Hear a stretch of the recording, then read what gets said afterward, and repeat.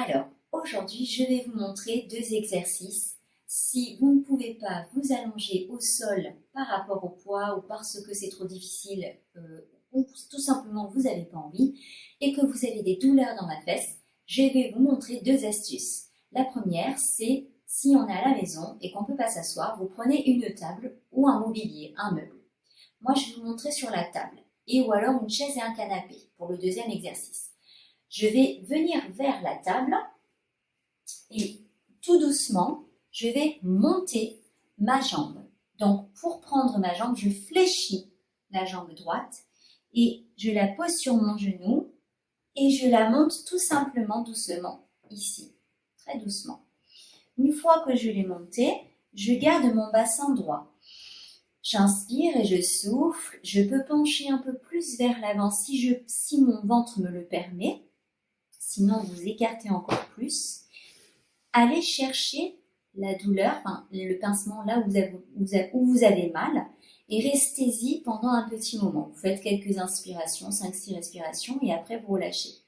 Une astuce, si vous avez mal à la malléole externe ici, vous prenez ici la serviette et vous posez votre pied. C'est beaucoup plus agréable. En inspirant et en soufflant, vous allez sentir que ça soulage aussi la partie sacro-iliaque. Une fois que vous avez terminé, vous le faites de l'autre côté. Pour m'enlever, je repousse mon poids du corps avec mes bras et mes mains.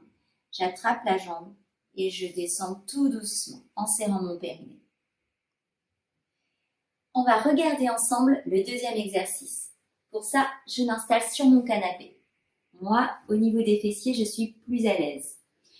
Pour attraper ma cheville, je mets ma main derrière le dos et je viens d'abord lever le genou et venir chercher ma cheville.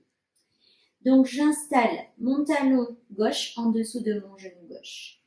Ensuite, je me tiens ici, j'écarte mon genou, j'inspire et je souffle et je reste. Si ça me tire déjà, je reste comme ceci. Sinon, je peux avancer un petit peu vers l'avant.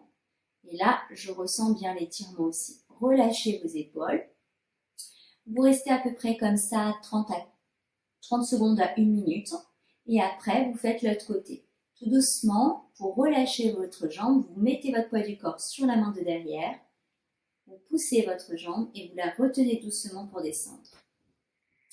Alors, juste une petite précision sur l'hyperventilation. Quand vous faites de la respiration pendant vos mouvements, que ce soit sur le premier, deuxième ou troisième mouvement qu'on a fait ensemble sur la cage thoracique ou la nuque et l'épaule, il faut faire attention parce qu'on peut avoir un peu des fourmillements ou alors on peut avoir un peu la tête qui tourne. Surtout, ne forcez pas à souffler, à inspirer et à souffler. Moi, j'exagère à chaque fois parce que certaines personnes restent en apnée, donc je leur fais réaliser ça.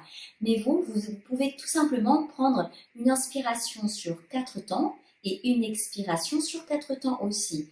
Donc, dès que vous sentez que vous avez trop ventilé, vous vous arrêtez tranquillement, vous respirez normalement.